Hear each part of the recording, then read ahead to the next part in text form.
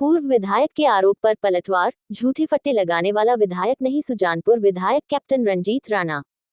प्रदेश मुख्यमंत्री सुखविंदर सिंह सुक्खू जल्द ही सुजानपुर विधानसभा क्षेत्र का दौरा करेंगे। उनके आने का कार्यक्रम जल्द ही निश्चित होगा, ये जानकारी सुजानपुर विधायक कैप्टन रंजीत राणा ने विश्राम गृह सुजानपुर में आयोजित पत्रकार वार्ता को संबोधित करते हुए कही। उन्होंने कहा कि सुजानपुर में 2-3 भवनों के उद्घाटन होने हैं, जिसमें सिविल अस्पताल के पैरामेडिकल स्टाफ का भवन, लोगनी पेयजल योजना, इसके साथ साथ अन्य कार्य लगभग पूर्ण होने को है। ऐसे में जल्द ही मुख्यमंत्री यहां आकर तमाम कार्यों का श्री गणेश करेंगे। विधायक ने कहा कि मुख्यमंत्री सुजानपुर विधानसभा क्षेत्र को पूरा मान सम्मान दे रहे हैं, हर कार्य को पूरा किया जा रहा है। जो भी मामला उनके ध्यान में आया है, इसके लिए वह दिल खोलकर बजट प्रावधान कर रहे हैं। विधानसभा क्षेत्र के करीब 7 सड़कों के निर्माण के लिए 2.25 करोड़ रुपए के बजट का प्रावधान किया है, जिसमें पटलांदर जियाना नलाही सड़क, जंदर-2 सड़क, बनालग रानगढ़ सड़क, री पटलांदर बाया रंगगढ़ बनालग उदपुर सड़क शामिल है। उन्होंने कहा कि सुजानपुर मैदान की सुंदरता को लेकर भी अधिकारियों को उचित दिशा निर्देश दिए हैं। होली मेले से जो राजस्व इकट्ठा होता है, उससे मैदान की सुंदरता को लेकर 2 कर्मचारी यहां आउटसोर्स पर रखे जाएं, इसका भी प्रावधान जल्द किया जाएगा। शहर में पर्यटन विभाग का एक कैफे बने, इसके लिए भूमि तलाश की जा रही है। डायरेक्टर पर्यटन विभाग से इस संबंध में बातचीत हुई है। सुजानपुर शहर के मुख्य द्वार पर एक बड़ा महाराज संसर चंद्र का गेट लगाने की तैयारी है। सुजानपुर बस स्टैंड पर 8 लाख रुपए खर्च करके अत्याधुनिक तरीके की वर्षाशालिक बनवाई जा रही है, जो करीब 2 महीने के भीतर बनकर तैयार होगी। यहाँ पर मनोरंजन के लिए एलईडी भी लगाई जाएगी। सुजानपुर बस स्टैंड निर्माण को लेकर स्थानीय व्यापारी वर्ग, स्थानीय लोगों से बातचीत की जाएगी। उसके बाद ही बस स्टैंड उसे स्थान पर बनाया जाएगा जो लोगों को सुविधा दे। इसके लिए बैठक करके आगामी रणनीति बनाई जाएगी। पूर्व विधायक के आरोपों पर विधायक ने कहा कि वह बिना बजट फट्टे लगाने वाले विधायक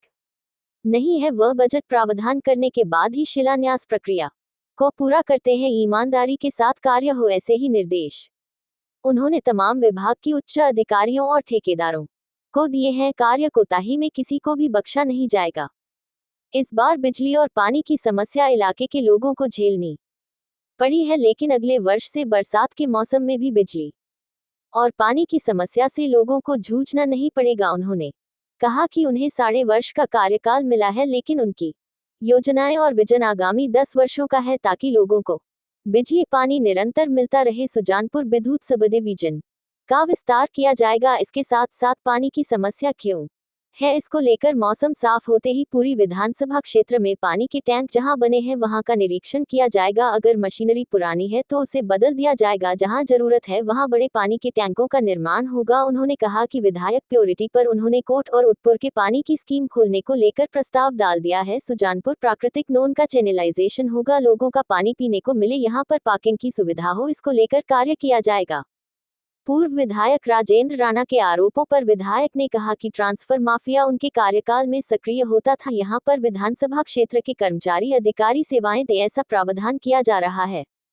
सुजानपुर में डिवीजन कार्यालय खोलने के सवाल पर विधायक ने कहा कि उनकी नज़र में दोनों डिवीजन कार्यालय यहां खुलने चाहिए। इसके लिए मुख्यमंत्री से बात करके जल्द ही इन्हें खुलवाया जाएगा। उन्होंने कहा कि इससे पहले भी उन्होंने डिवीजन कार्यालय को लेकर जो बयान दिया था, उसमें भी यही कहा था कि अगर इसकी जरूरत यहां पर खोलने की है तो उन्हें यहां जरूर खुलवाया जाएगा।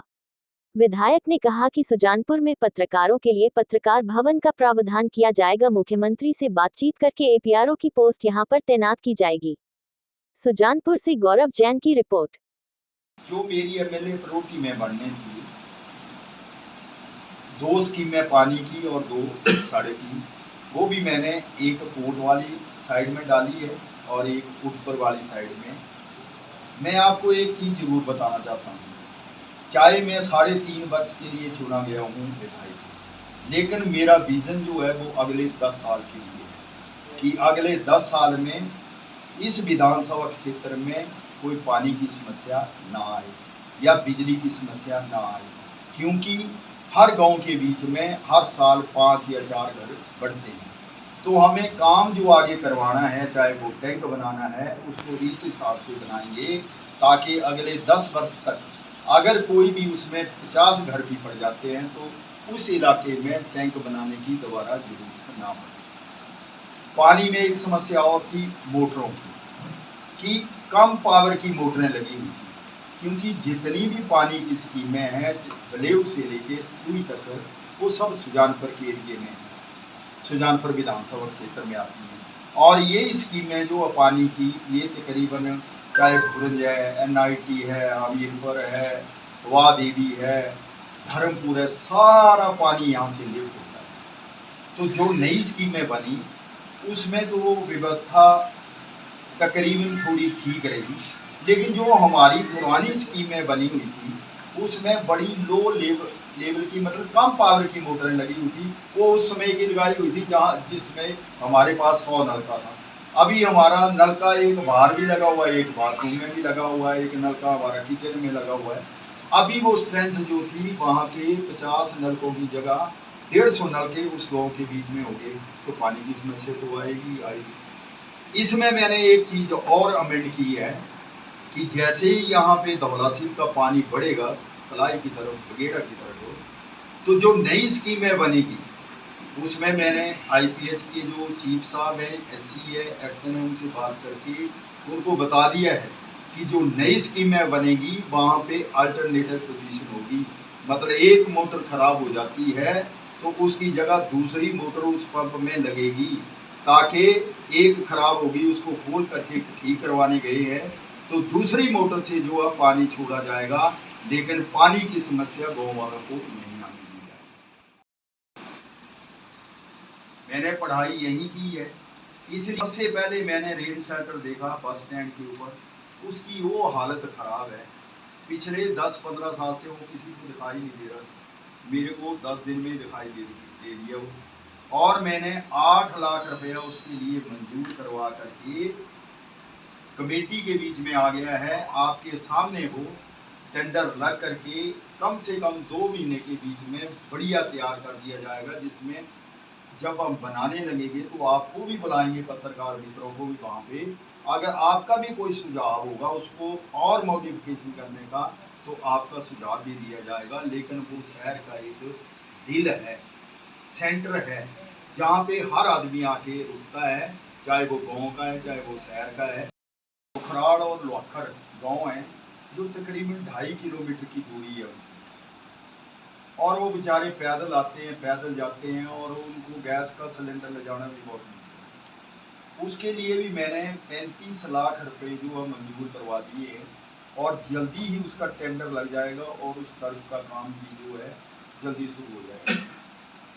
एक सड़क है चौरी सपाड़ के लिए, नीचे खड की तरफ से, संगरी खड से ऊपर सपाड़ SC बस्ती को जो जोड़ेगी, उसके लिए भी पैसा मंजूर हो गया है। उसको भी हम जल्दी से जल्दी मेन रोड जो चौरी वाला जा रहा है उसके साथ मिलाएंगे, ये भी मैं आपको आश्वासन दिलाता हूँ। विकास के बारे में कोई कमी नहीं छोड़ी जाएगी। इस बार पानी की और बिजली की थोड़ी समस्या आई थी। बिजली के बारे में मैंने SC चीफ साहब से भी बात की, SC से बात की, चीफ से बात की हमीरपुर में, और चीफ साहब जो दिमान जी हैं वो यहाँ पे आए भी थे, वर्मा जी भी यहाँ पे बैठे थे, मैंने बुलाया था ऊपर। और ये जो हमारा सब स्टेशन है इसको एक्सटेंड कर रहे हैं, बढ़ा रहे हैं, और तो आगे के लिए आपको जो बिजली की समस्या थी शहर में या गांव में कहीं भी, वो समस्या से भी निजात पाई जाएगी। दूसरा जो पानी की समस्या चली हुई थी, ये जैसे ही बरसात खत्म होगी हर टैंक को मैं विजिट करूँगा और वहाँ पे जाके देखूँगा कि वहाँ पे क्या कमी है, क्या वहाँ पे टैंक भरा नहीं जा रहा है टाइमली इसलिए पानी नहीं छोड़ा जा रहा है, या वहाँ पे कोई ऐसी कमी है कि उस एरिए के लिए टैंक कम है और आबादी ज़्यादा है, तो उसका भी सुधार किया जाएगा।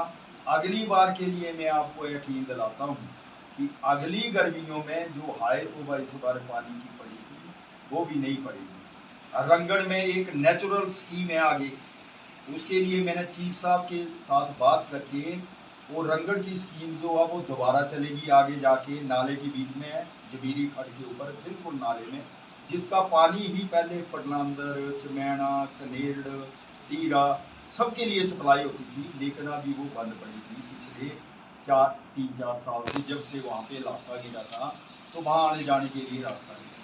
तो मैंने बात की है चीफ साहब से, वो जल्दी ही स्कीम अभी थोड़े दिनों में 15-20 दिन के बीच में शुरू हो जाएगी, और वहाँ के लिए हम रास्ता भी बनाएंगे और वहाँ के लिए 2 और सोर्सेज भी रखेंगे, ताकि वहाँ पे, क्योंकि वो अकेले खड्ड के बीच में, इसलिए अकेला आदमी वहाँ पे नहीं रह सकता है, तो मैंने 2 आदमी की वहाँ पे रिक्वायरमेंट की है, ताकि 2 आदमी रात को वहाँ पे रहेंगे। तो ये जो पलांदर एरिया और रंगड़ एरिया की समस्या पानी की, ये भी खत्म के ऊपर भी वहाँ पे लोग समझेंगे कि यहाँ पे बैठने की अच्छी सुविधा की गई है। और जैसे ही आगे आगे हम देखेंगे उसमें क्या मॉडिफिकेशन हो सकती है, तो उस हिसाब से हम वहाँ मॉडिफिकेशन भी करेंगे। उसकी टीवी लगाने की ज़रूरत पड़ेगी, टीवी लगाएंगे वहाँ पे, कुछ ना कुछ वहाँ पे एक अलग से और करेंगे बनने के बाद। दूसरा, एक मैंने और वर्मा जी ने और हमारे जितने ये मित्र बैठे हुए हैं सुजानपुर शहर के, इनके साथ मैंने एक डिस्कस किया कि इस शहर को आप और कैसे सुंदर कर सकते हैं। तो मैंने अधिकारियों से बातचीत की, मेरे मन में और इनके मन में एक विचार और है कि हम एक गेट बनाएंगे। वो गेट बैलों के क्यारे के सामने है, और वो गेट ऐसे आधुनिक तरीके से बनाया जाएगा जिसमें महाराजा संसार चंद की आकृतियाँ जो पुरानी लोकप्रियता है वो उसके ऊपर, गेट के ऊपर दर्शाई जाएगी। और उस गेट के ऊपर हम ऐसे सिस्टम लगाएंगे लाइटिंग का, जिससे रात को वो जगमगाएगा वो गेट।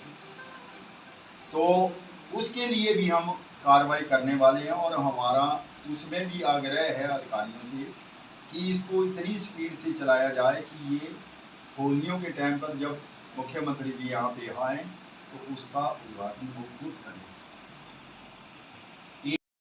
जब से इलेक्शन हुए उसके बाद बाई इलेक्शन एक और हुआ मीरपुर में, 16 तारीख पिछले महीने की जो आचार संहिता हटी थी, उसके बाद जो हमारे पास 20 दिन मिले हैं हमें, उसके बीच में हमने हर अपने विधानसभा क्षेत्र के बीच में जाकर के,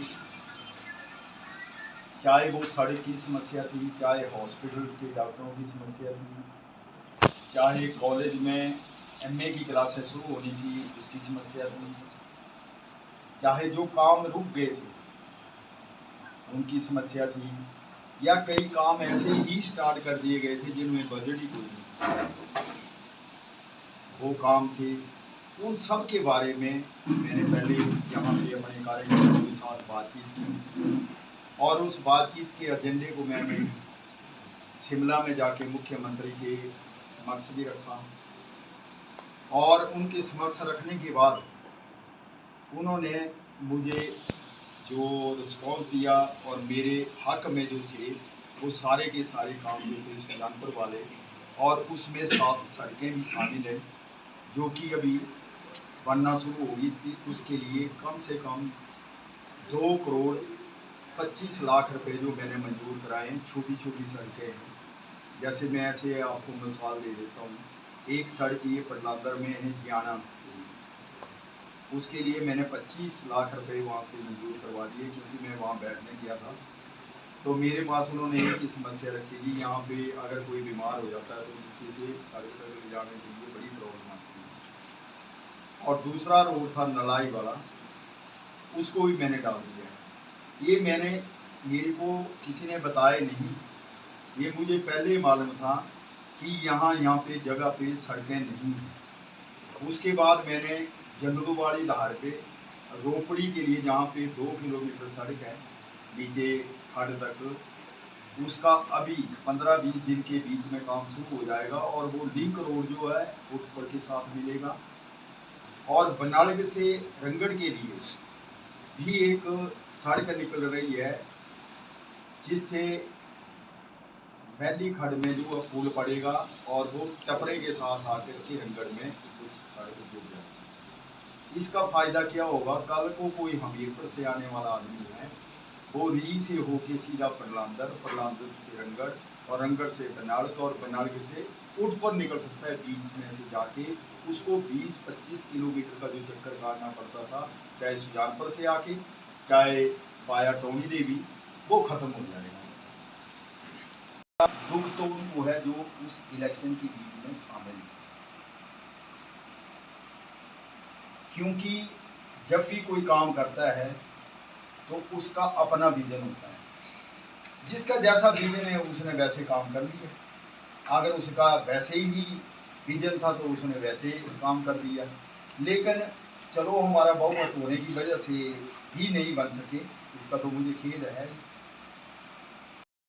कि जो मैंने बदली की, वो चाहे सिरमौर में बैठा था, चाहे किन्नौर में था, चाहे धर्मशाला में, सोलर बंदी, मैंने उनसे ये नहीं पूछा कि आप कब गए, किस में भेजा। जो भी मेरे पास एप्लीकेशन लेके आया कि जी मैं 10 साल से बाहर बैठा हूँ, लोकल सुजानपुर वाले आए मेरे पास, कई प्रिंसिपल जो बाहर बैठे हुए पिछले 4-5 साल से 6-6 महीने हो गए, उन रह गए, उनको रिटायरमेंट होने के, तो उन्होंने ही मेरे को खुद बोला कि साहब हमें भी देंगे मौका अपने विधानसभा क्षेत्र में आने का या नहीं देंगे। पहले यहाँ पे धांधली होती थी, उसमें नहीं देखा जाता था कि मीरपुर का है, नदौन का है, चाहे भुरज का है। मैंने ये पक्की शर्त रखी है यहाँ पे कि मैं किसी की भी म्यूचुअल ट्रांसफ़र अदर जो कंस्टिट्यूंसी है उसकी नहीं होने दे रहा हूँ। जो भी म्यूचुअल करेगा वो सुजानपुर वाला आपस में करे, और जितने भी हमारे टीचर या कोई भी एम्प्लॉइज बाहर बैठा हो वो सुजानपुर में आए। मेरी तरफ से कोई ये नहीं, मैंने तो कभी बोला ही नहीं उनको। अप्रोच की कि अपने क्षेत्र के जो अधिकारी हैं वो अपने क्षेत्र में ही सर्विस करें, लेकिन बाई चांस अगर उस सब्जेक्ट का कोई टीचर यहाँ पे अवेलेबल नहीं है तो हम बाहर से भी लाने की कोशिश करेंगे, लेकिन फर्स्ट प्रायोरिटी की जो होगी वो सुजानपुर वालों को ही होगी। इस विधानसभा क्षेत्र में वो मेरे पास एप्लीकेशन लेके आए कि मैं रोड वूमेन हूँ और यहाँ पे सुजानपुर में जो बैठा हुआ वो भोरंज का है, वो बक्सर का है, आपने उनको तरजीह दी हुई है और हमें उधर बैठाया हुआ है। वो लेके आए एप्लीकेशन, मैंने साइन कर दी, उसमें क्या बुराई है। अब 1-2 बिल्डिंगें तैयार हो रही, जैसे हॉस्पिटल की बिल्डिंग तैयार होकर के हो जाएगी, और एक हमारा हॉस्पिटल है और एक वेटनरी का चिंतरा में। तो ये जब ये 2-3 चीज़ें हो जाएंगी, एक हमारी इसमें करोट में लौमड़ी वाली पानी की स्कीम है, और एक हमारी ख्यात मोटा की स्कीम है पानी वाली, जहाँ पे ट्रांसफार्मर लगना है और वो चालू हो जाएगी। वो भी बहुत बड़ी स्कीम है, करोड़ों की स्कीम है। ये 4-5 स्कीमें जैसे ही तैयार हो जाती हैं महीने के अंदर अंदर, जल्द ही मुख्यमंत्री यहाँ का दौरा करेंगे। और ये मैं आपको इस आश्वासन दिलाता हूँ कि सुजानपुर नदौन के बाद सुजानपुर दूसरी कंस्टिट्यूंसी है मुख्यमंत्री, जल्द ही खुलवाऊंगा, और इसकी घोषणा भी आपके थ्रू ही की जाएगी, आपको बता करके करूँगा। जैसे ही मेरी हरी झंडी ऊपर से मिल जाएगी, लेकिन मैंने थोड़ा मौका दिया है कि जो बोल रहे हैं उनको थोड़ा बोलने देते हैं, फैसला करने देते हैं कि जब भी इनको खोलना होगा उसी टाइम हम घोषणा कर देंगे और खोल देंगे। लेकिन मेरे को थोड़ा सा ये है कि जिसने खुलवाए हैं उसको उसका श्रेय मिले, इसलिए मैंने ये बोला था, और ये भी बोला था कि जब भी इसको खोलने की जरूरत पड़ जाएगी तो हम खोल देंगे। लेकिन ये फैसला कर लें कि फैसला सही हो जाएगा तो मैं इसको जल्दी ही तो बोला गया था। तो ये तो फैसला हो नहीं गया कि उसमें पूर्व विधायक का कोई रोल नहीं है या मेरा कोई रोल नहीं था खुलवाने में, वो प्रोफेसर प्रेम कुमार धूमल जी का रोल था उन दोनों डिवीजनों को खुलवाने का। तो उनको श्रेय दे, लेकिन मैं उसको इस तरीके से ढूंढ रहा हूँ कि उसको शहर में भी फायदा हो। मैंने अधिकारियों को बताया है कि नौड़िया देख पुराते वहाँ थोड़ी सड़क जगह मिल जाए, चाहे एक करनाल ही मिले, ताकि टूरिज्म का वहाँ पे कैफ़े 2-4 कमरे बना के रहने के लिए सोच नहीं रहा हूँ मैं, डायरेक्टर से बात करके आ गया हूँ। इसके संजीव दिमागी हैं शिमला में टूरिज्म के डायरेक्टर, उनसे मैंने बात की है और उनसे मिल के भी आया हूँ। अभी उनके जो इसको टूरिज्म दूसरा विभाग है इनका, उससे भी मैंने बात करनी है। अब जब दोबारा जाना है तो मैं यहाँ पे अगर आपके नॉलेज में भी कई जगह हो, शहर के नज़दीक इस तरफ हो चाहे इस तरफ हो, तो क्या उसको जल्दी से जल्दी खुलवाने का कोशिश करेंगे। एक नॉन इसको भी मैं आधुनिक तरीके से जो है विकसित करूँगा, वो मैंने रोड मैप बना लिया है। अगला एजेंडा मेरा नॉन के ऊपर है, और नॉन के ऊपर जो नाला बना हुआ है इसको ऊपर भी मैं कुछ न कुछ करने वाला हूँ, ये मैं आपको बताना चाहता हूँ। अभी आपकी तरफ से को बड़ी ट्राई की कि मेरे को एक्सरे डिपार्टमेंट वाला व्यक्ति मिल जाए। मैंने सबसे बात की, मेडिकल स्टोर वालों से भी बात की कि आपके नॉलेज में अगर कोई है तो मेरे को बताओ, मैं उसको ले आता हूँ। जो हमारी अल्ट्रासाउंड की मशीन थी वो धुंधली हो गई थी, उसमें कुछ पता नहीं चलता था। तो मैंने यहाँ अपने GMO साहब बुलाए थे 10 दिन पहले। वो अल्ट्रासाउंड के लिए मैंने नई मशीन खरीदने के लिए इनके पास एक एप्लीकेशन पे वो आई थी, हॉस्पिटल मैंने ली थी। वो मैंने मुख्यमंत्री से मशीन सैंक्शन करा के हेल्थ डिपार्टमेंट को भेज दी है। एक्सरे जो इसकी अल्ट्रासाउंड की मशीन है वो नई आने वाली है, 1 महीने में आए, 15 दिन में आए, लेकिन आएगी जरूर। उसकी तो बदली हो गई है। यहाँ पे एक गायनी की डॉक्टर जो है हीरानौरा से हैं, उनका भी मैंने DO लगा दिया है। उनकी पोस्टिंग भी हेल्थ मिनिस्टर के पास चली गई है। और एक डॉक्टर यहाँ पे राजकुमार थे, वो भी वापस आ रहे हैं यहाँ पे, उनकी भी मैंने चिट्ठी बना के दी है। लेकिन अगली शिफ्ट के बीच में जो है वो उनकी अप्रूवल हो जाएगी। तो जैसे ही अप्रूवल हो जाती है, मेडिसिन की हो गई है, रेडियोग्राफर भी उसका भी मैंने दे दिया है वहाँ पे CM साहब को। जैसे ही अवेलेबल होता है वहाँ पे आदमी तो सुजानपुर के लिए है, मैंने अधिकारी को बता दिया है कि इसके बीच में रोलर फराया जाएगा ताकि जो ऊपर नीचे जमीन हो गई है वो सब समतल हो जाए, बराबर हो जाए। इसलिए हमने उसके लिए भी मैंने अधिकारियों से बातचीत की है। जल्दी ही जैसे ये पानी थोड़ा कम हो जाएगा, ग्राउंड के बीच में थोड़ा इसका प्रेशर धूप लग जाएगी 1-2 दिन, मौसम अनुकूल होगा। हाँ, तो उसमें रोलर फुलाएंगे, उसके फेरेंगे, उसके बीच में घुमाएंगे ताकि वो होलियों के टाइम की या से ऊंची नीची जमीन जो वो सब समतल हो जाए, ताकि शाम को या सुबह जब हमारे यहाँ पे सीनियर नागरिक या बुजुर्ग हमारे घूमते हैं उसमें तो पैर को में कोई बोझ ना आए। इसके लिए भी हमने इस चीज़ का भी हमने अधिकारियों को बताया हुआ। तीसरा, यहाँ पे घास जो है, घास के लिए मैंने बात की थी अधिकारियों से, इसकी कटाई चली हुई है।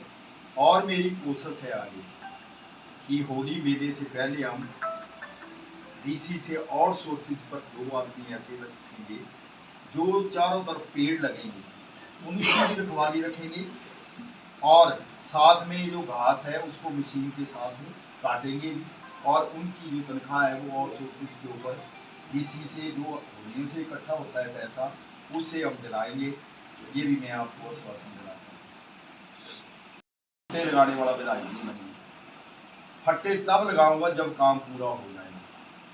पहले काम पूरा, उसके बाद फट्टा लगेगा। अभी मैंने देखे कई जगह में गया, नडियाना सडियाना में गया, झनियारा में गया, फट्टे लगा दिए हैं, पैसा एक नहीं।